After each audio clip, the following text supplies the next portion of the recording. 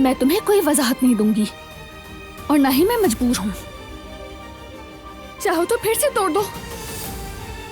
वैसे भी यही करते हो तुम, सब कुछ तोड़ना, बिगाड़ना, चीखना, जलील करना, धक्का देना, तुम्हें यही आता है।